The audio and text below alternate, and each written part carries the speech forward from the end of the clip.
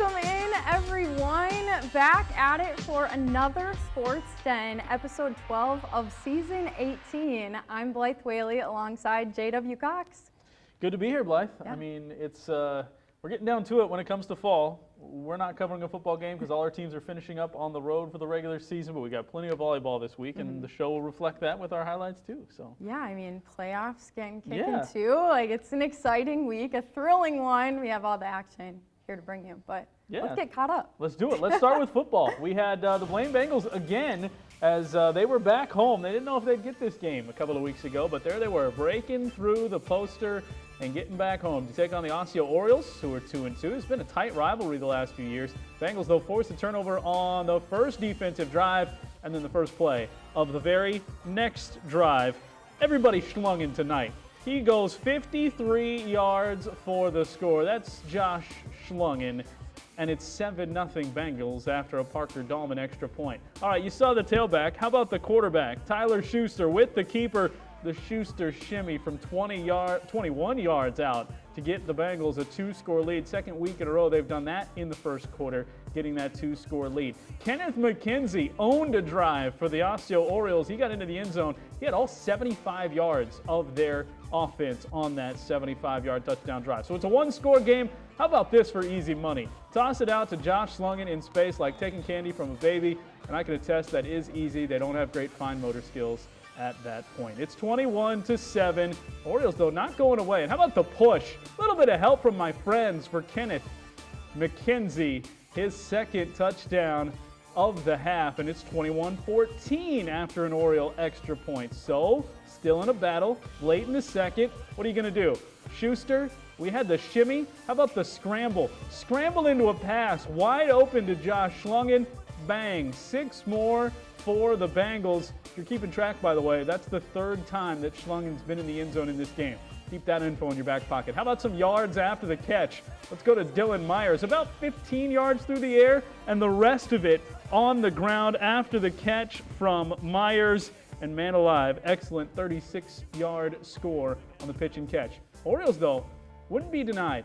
35-14, the game's pretty much done late in the third, but Kenneth McKenzie, second time this season with as many as 3 rushing touchdowns in a game. They've got themselves a tailback there in Kenneth McKenzie, and they'll be a tough out for Centennial this week. Speaking of tough outs, how about bringing down Josh Schlungen?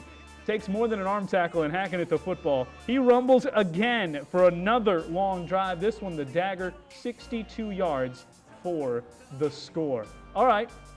Why are we showing this kickoff when they're up by 15? Well, we're showing this kickoff because a record was set for Spencer Logan. He became Blaine's all-time leader in kick return yards. Congrats to the Earl of the Return, Spencer Logan. Little defense to close it out because they've been very good the last 3 weeks. Daniel Oboye brings down the quarterback, and the Bengals bring down the Osseo Orioles 45-26. Another win for the Bengals, and they are peaking at top 10 cred in the Metro. So peaking at the right time and maybe getting into the top 10. Passing yards, 128 for Schuster, but it's the rush totals that got it done for the 487. 359 of that came on the ground for Schuster and Schlungen.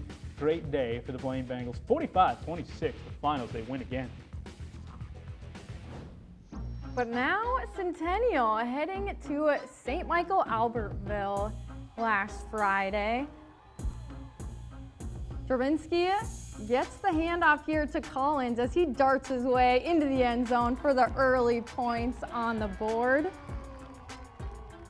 Centennial, of course, answering. Ward fakes the handoff, launches himself into the end zone, and ties this one up.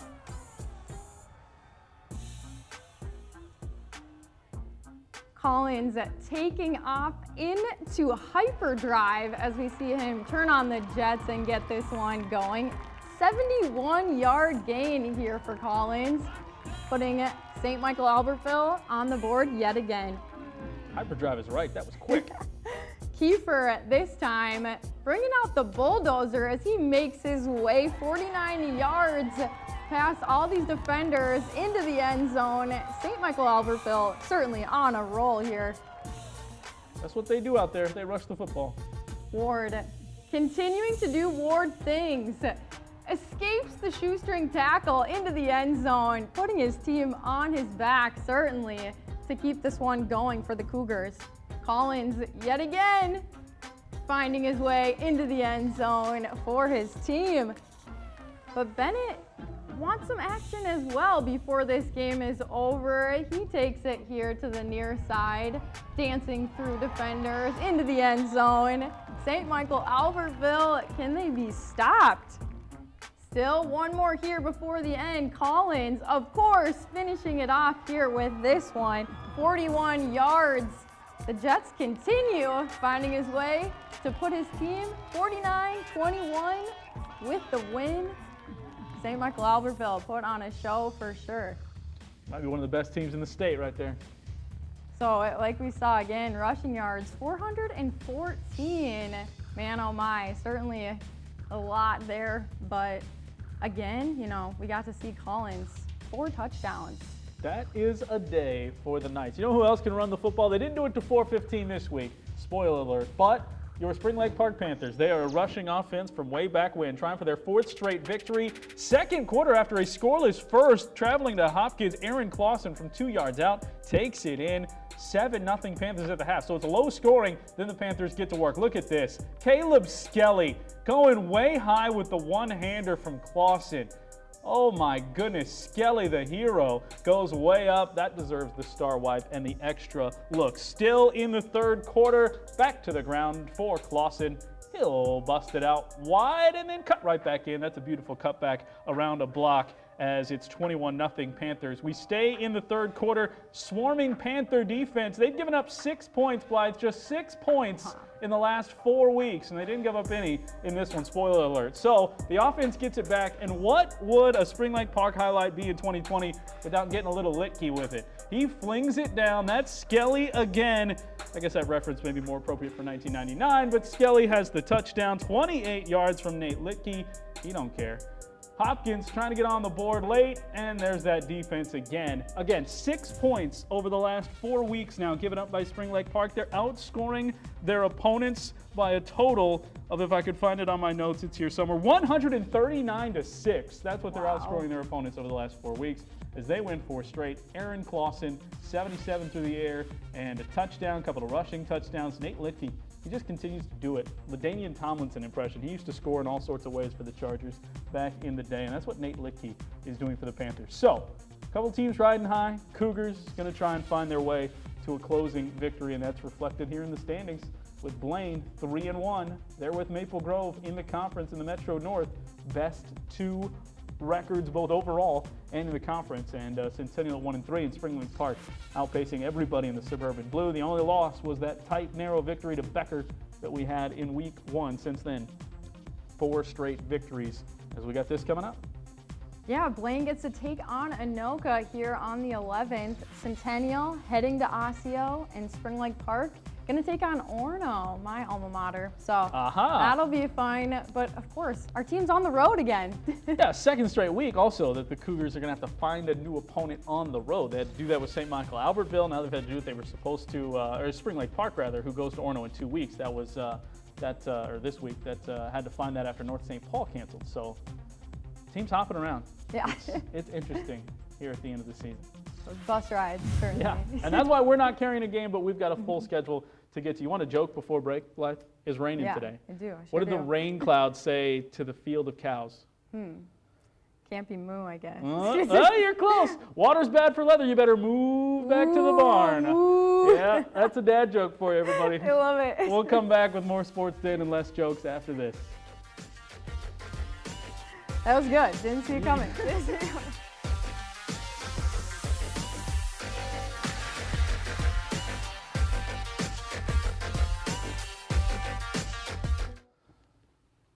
And we are back for some more North Metro sports, getting to head on over to the volleyball side with this serve. Boom! That's an ace. Never could have got it. All right, speaking of aces, Spring Lake Park, Champlin Park, that's the first highlight here. The Panthers trying to break up a 6-game losing skid. The last 2, they had lost in 5 sets. It had been rough goes for the Spring Lake Park Panthers. Early on, Courtney Goody gets the kill. That's good indeed for the Panthers, but this is the Champlin Park team. Good this year, always good. They got out to a 24-17 set point lead and finish off the first to take that one. Champlin Park would also at home get out to an early lead in the second set, 19-13, but the Panthers able to work a set. Work a point from Kayla Hoiby and company and stay in it. Unfortunately, Champlin Park gets out to that 22-14 lead, and just too much and too accurate right there to try and dig that one out. They took a 2-0 lead in this one. Panthers fighting early in that third set. I'm still not used to these teams not switching sides. That's Haley Herzog with the big kill from the middle. Gets it done. 15-11 though, Champlin Park has the lead, trying to go in straight sets, 3-0. Panthers, a little bit more life. Little bump set coming here, and unfortunately for Olivia Albers, the block was too strong. Double block on her, got it done. It's set point, Champlin Park against Spring Lake Park, and that will be all she wrote. Rebels 3-0 take it against the Spring Lake Park Panthers. Thank you to QCTV for that footage. Heading over to the Cougars, who had to travel to Anoka here just last week on Monday. Peterson with the dig, setting them crawling, of course. The points rolling for the Cougars in the early moments of this one. Peterson again with the dig, crawl, coming at you with power, getting the points here for the Cougars. They continue, but Peterson getting it over, but Anoka trying to get something rolling. They're forced to push it over, but this sets up Peterson with the dagger. Cougars continue this train moving along. But of course, Crawl continues to show her strength with this one, getting it through the fingertips there. But Centennial does not disappoint as they are also working on their net game. Crawl all over this court. It's all about the net game. But Anoka, the Tornadoes, try to get something together. This one goes too long, and Centennial gets the victory. You see the consistent 25s there. They win this one 3-0 over the Tornadoes. I think we started off a little slow, but then as we got comfortable playing against the other team, we started to pick up pace, and then we just kind of steadied that lead. It's a lot of one-arm push-ups, the regular. No, it's a lot of training with the team. I think they've helped me a lot, especially Jaden Klarner and Ashley Crowell. And it's a lot of my other sports, like just regular conditioning. It's magical. It's like you just want to smash somebody's face, and it's amazing. As a middle, that's all you want to do. It's really great.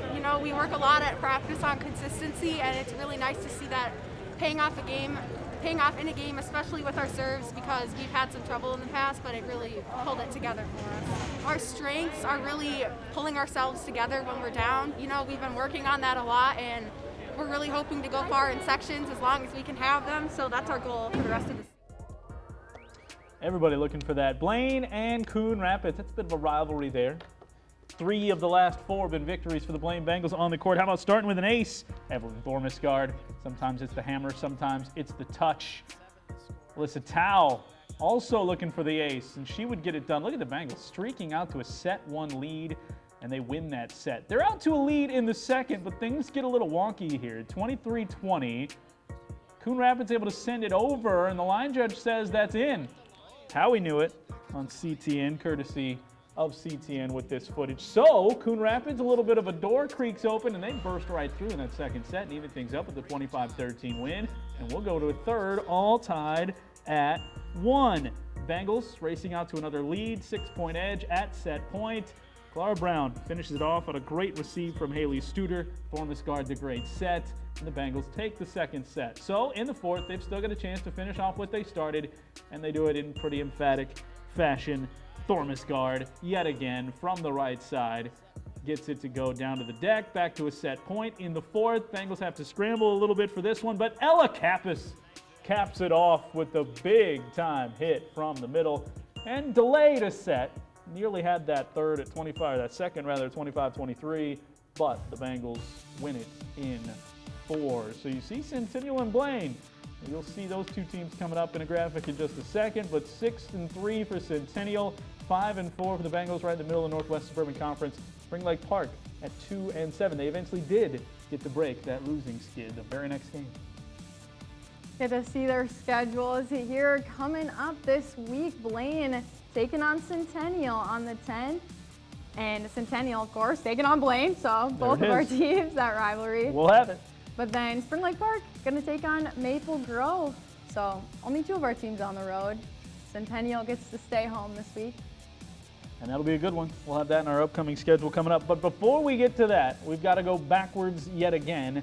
And this time, backwards into the pool. Don't do that unless you practice. Don't dive backwards into the pool unless you practice doing that. Girls swimming and diving results from Section 5 2A in the championship. So this was the section championship, and Spring Lake Park takes home 5th place at that score of 219. You got some great top 5 finishes mixed in there. Spring Lake Park doing that in the 200. 4th place finish for Kirsten King in the individual medley. Caitlin Rose, 4th place in the 500 free, and a 3rd place finish as a team for Spring Lake Park in the 400 free, as well as a 5th place in the 200 free. They were relaying well there for the Spring Lake Park Panthers. Here is the Class 2A. So what they did is you take some section finals and you put that into a state tournament pool and compare everybody, and this is how Blaine and Centennial shook out, as they were two very good teams, as you'll see in just a moment, from the Northwest Suburban Conference.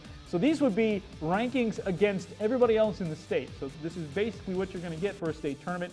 Maddie Schrank for Blaine in the 100 fly, taking 7th place. 6th place for Blaine as a team in the 400. Allison Schrank took 2nd in the state in the 100 backstroke, and a lot of top 15, top 10 finishes littered all over that board. So congratulations to our swimmers, who had a great regular season as well, Blythe, as you can see from the standings for our 3 teams.